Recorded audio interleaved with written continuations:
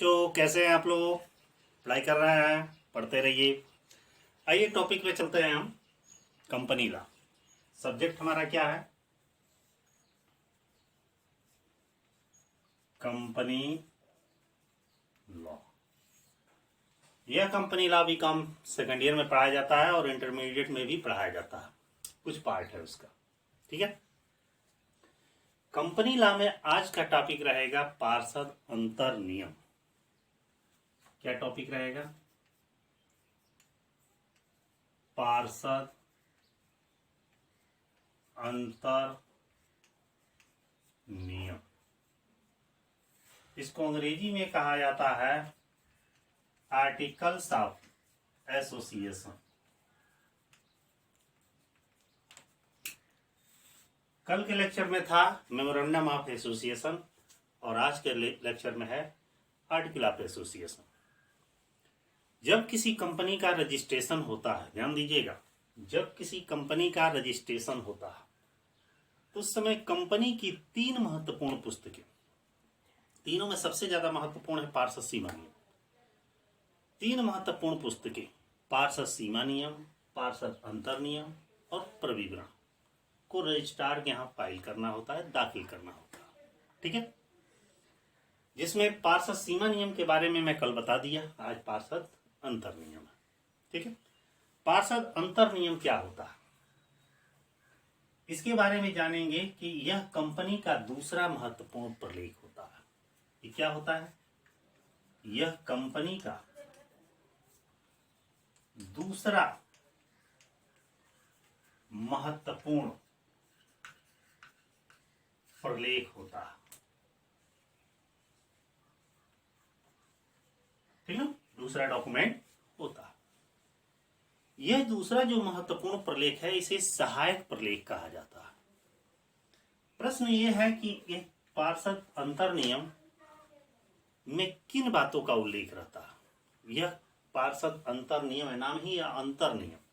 Company की भीतरी, company के आंतरिक मामले इसमें लिखे गए रहते हैं। क्या लिखा गया रहता है? कंपनी के आंतरिक मामले, आंतरिक मामले अर्थात बातों का उल्लेख रहता है, बातों का उल्लेख रहता है, ठीक है। इसमें इस चीज का भी उल्लेख रहता है कि कंपनी, इसमें कंपनी के हमारे उद्देश्य क्या है, उद्देश्यों का उल्लेख इसमें रहता है। कंपनी के उद्देश्यों का भी इसमें उल्लेख रहता है। पार्षद अंतर नियम जो होता है, पार्षद जो अंतर नियम होता है, यह कंपनी और कंपनी के जो भी सदस्यगण है, सदस्य के मध्य संबंधों को स्थापित करता है, के मध्य जो भी संबंध स्थापित होते हैं उन्हीं के बारे में यह वर्णन करता है। तो आइए पार्षद अंतर नियम क्या होता है। पार्षद अंतर नियम के अनुसार ही कोई भी कंपनी अपना कार्य करती है, कंपनी अपना चलाती है। क्योंकि पार्षद सीमा नियम में तो मात्र 6 ही क्लाज है, उस 6 के अतिरिक्त जितनी भी बातों का उल्लेख रहता है वो सब पार्षद अंतर नियम में रहता है।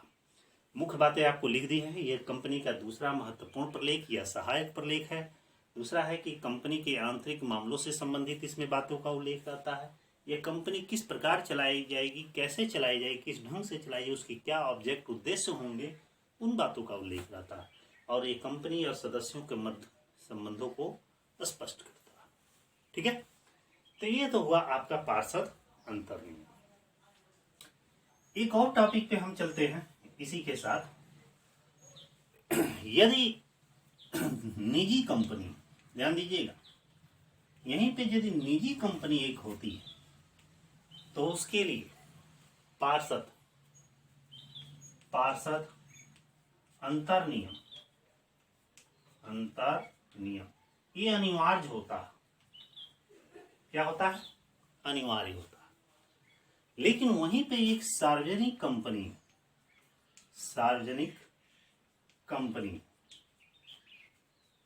तो यहां पे पार्षद सीमा नियम यदि वो कंपनी नहीं बनाना चाहती है तो उसके स्थान पर टेबल 1 जिसे तालिका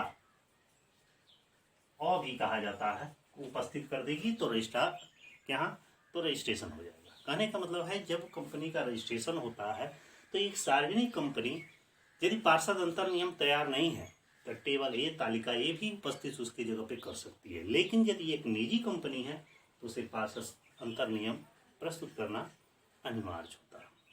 ठीक है, आगे बढ़ते हैं इसी में कि क्या इस पार्षद अंतर नियम में परिवर्तन किया जा सकता है। तो अगला हमारा इसमें टॉपिक है पार्षद अंतर नियम में परिवर्तन। पार्षद अंतर नियम में परिवर्तन किया जा सकता है। पार्षद सीमा नियम में तो परिवर्तन करना कठिन होता है, बहुत सारे उसमें प्रक्रिया से गुजरना पड़ता है, इतनी आसानी से नहीं होता है, लेकिन पार्षद अंतर नियम में परिवर्तन किया जा सकता है।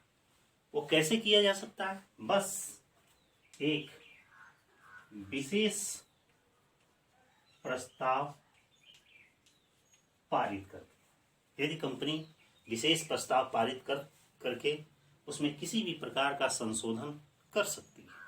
ठीक है, किसी भी प्रकार का उसमें संशोधन कर सकती है। इस प्रकार पार्षद अंतर नियम में परिवर्तन हो जाएगा। प्रश्न अब ये उठता है कि पार्षद अंतर नियम में किन बातों का उल्लेख रहता है। आइए अगले टॉपिक में हम बताते हैं। पार्षद अंतर नियम में बातें। ठीक है, अब यह जानेंगे कि पार्षद अंतर नियम में किन बातों का उल्लेख रहता है। ये बहुत ही जरूरी है, क्वेश्चन आता है, इसलिए आपका जो भी मेन पॉइंट्स लिखे गए हैं उससे आपको कायदे से समझिएगा ताकि आपको समझने में पढ़ने में काफी आसानी होगी। क्योंकि जो भी यहाँ पे टॉपिक्स दिए जा रहे हैं ये सब मेन टॉपिक्स है जिसे हर पर्सन, हर व्यक्ति को, हर स्टूडेंट को जानना जरूरी है, क्योंकि इतने टॉपिक्स हो जानेगा तो आगे उसमें एक्सप्लेन कर सकता है। तो आइए आगे बढ़ते हैं। पार्षद अंतर नियम में बात। पार्षद अंतर नियम में क्या किन बातों का उल्लेख रहता है? पहला, क्या कंपनी तालिका ये तैयार करेगी। पहली बात का उल्लेख ये रहता है कि क्या कंपनी टेबल ए तैयार करेगी या नहीं करेगी। प्रश्न ये उठता है कि यदि निजी कंपनी है तो वहां तो टेबल ए तैयार करना जरूरी नहीं है, क्योंकि उसके लिए अंतर नियम देना ही देना है। लेकिन सार्वजनिक कंपनी ऐसे कंडीशन में लिखा गया रहता है कि हाँ टेबल तैयार कर सकती है, तो तैयार कर सकती है। और किन बातों का उल्लेख रहता है? अंश पूंजी संबंधी नियम। अंश पूंजी का मतलब कि कंपनी में कितनी पूंजी लगेगी, उस पूंजी में हम क्या कर सकते हैं, उस पूंजी का प्रयोग कैसे कर सकते हैं, उसका यूज कैसे कर सकते हैं, निकाल कैसे सकते हैं, उसमें लाभांश कैसे दे सकते हैं उस पूंजी से, इन बातों का उल्लेख रहता है। तीसरा, प्रारंभिक अनुबंध व स्वीकृति।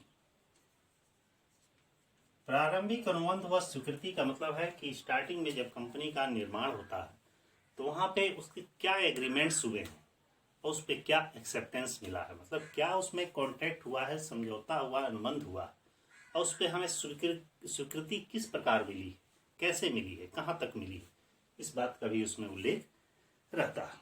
ठीक है, इसके बाद से अंशों का इसमें विवरण रहता है।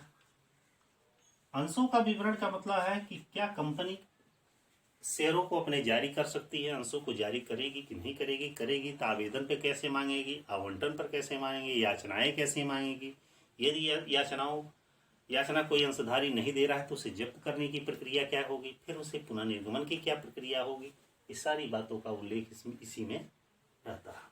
ठीक है, अगला, अभिगोपन कमीशन। अभिगोपन कमीशन। अभिगोपन कमीशन का मतलब है अंडरराइटर कमीशन। जानते ही होंगे अभिगोपन कमीशन क्या, नहीं जानते तो एक लाइन में समझ लीजिए।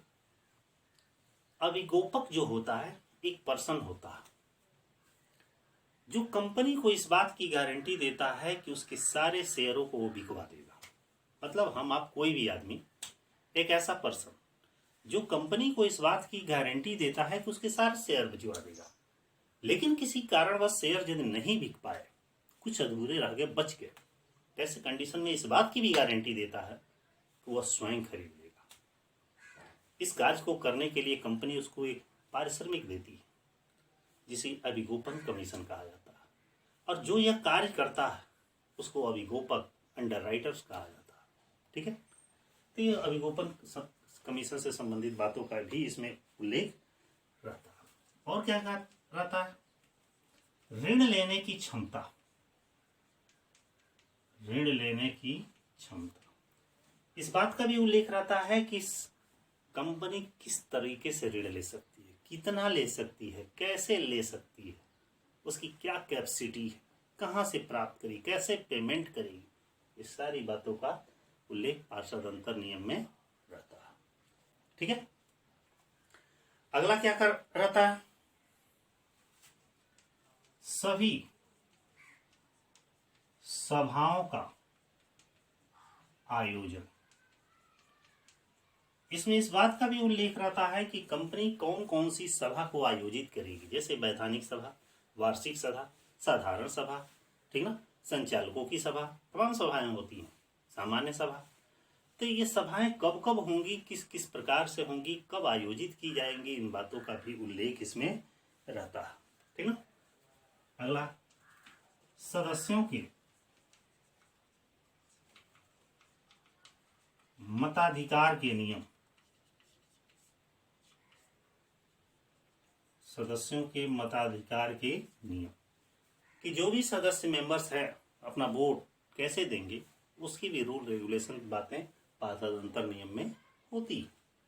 ठीक ना, इसके बाद से संचालकों के अधिकार,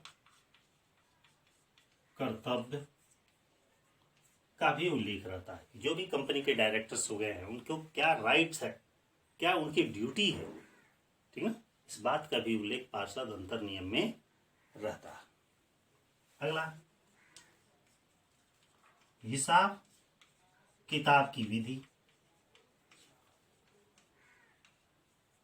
हिसाब किताब की विधि का मतलब है कि जो लेखा पुस्तकें कंपनी में तैयार की जाएगी उनके क्या मेथड होगा, क्या प्रोसेस होगा, कैसे तैयार कराई जाएगी, कौन कौन सी पुस्तकें रखी जाएंगी, इस बात का भी उल्लेख रहता है।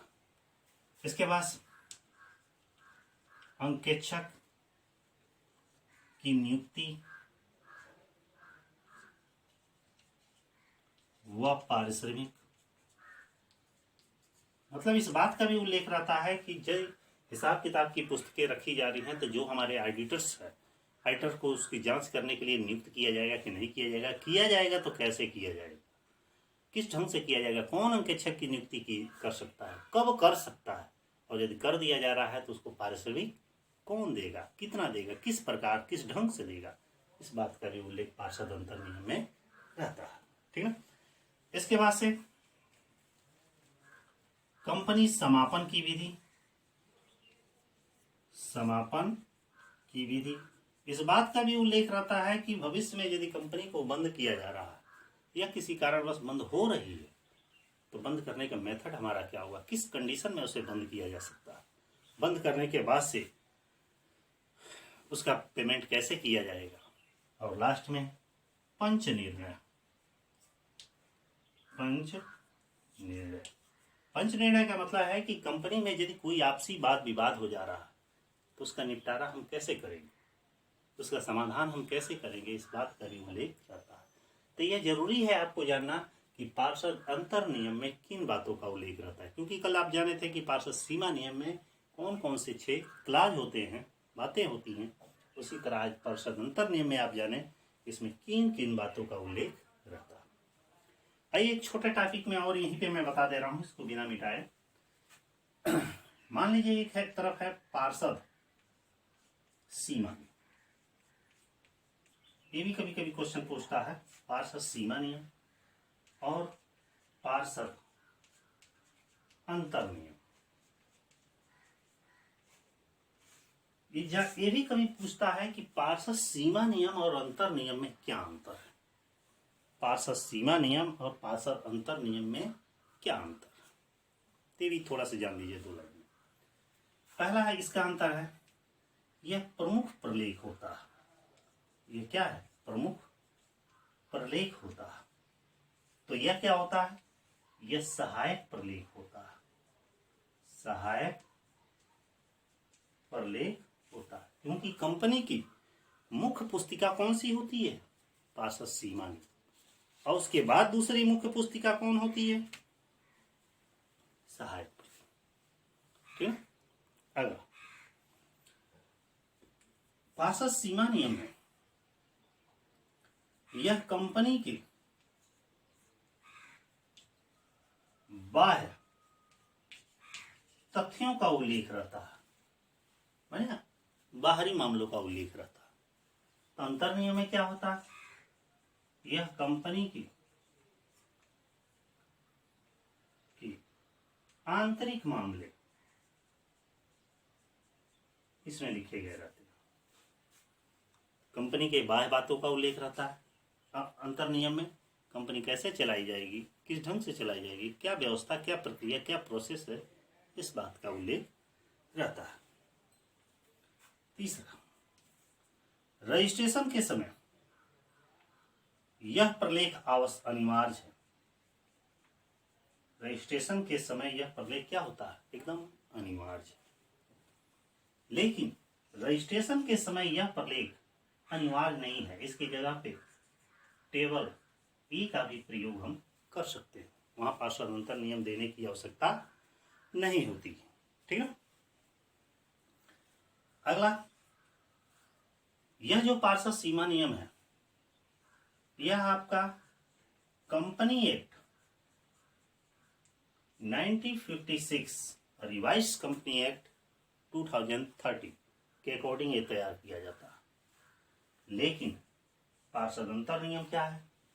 यह company act 1956 revise company act 2030 और पार्षद सीमा नियम के अनुसार तैयार किया जाता है। अगला है 5वां, जगह नहीं है, मैं बता दे रहा हूं ऐसे ही कि पार्षद सीमा नियम में के अनुसार जो भी बातें लिखी गई रहती है, कंपनी उसी के अकॉर्डिंग चलती है। जबकि पार्षद अंतर नियम में कंपनी उद्देश्यों के बाहर कार्य नहीं कर सकती। और भी है, पार्षद सीमा नियम में केवल 6 क्लाज होते हैं, जबकि पार्षद अंतर नियम में 6 के अतिरिक्त जितने 10-20 क्लाज हैं, बातें हैं, वो सारी बातों का उल्लेख रहता है। ठीक है। यह कंपनी और कंपनी के सदस्यों के बीच, बाहरी व्यक्तियों के बीच संबंध स्थापित करता है। यह कंपनी और कंपनी के सदस्यों के बीच संबंध स्थापित करता है। तो इसी के साथ आज का वीडियो हमारा था पार्षद सीमा अंतर नियम, पार्षद अंतर नियम, आर्टिकल ऑफ एसोसिएशन।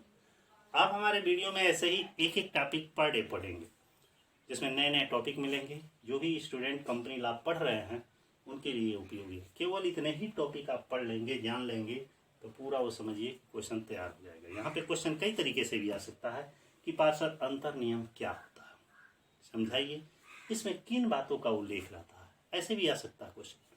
पार्षद अंतर नियम क्या है, पार्षद अंतर नियम सीमा नियम में क्या अंतर है, ये भी आ सकता है। पार्षद अंतर नियम क्या है, तो इसमें परिवर्तन किस प्रकार किया जाता है, कई टाइप के क्वेश्चन हमारे पूछे जा सकते हैं।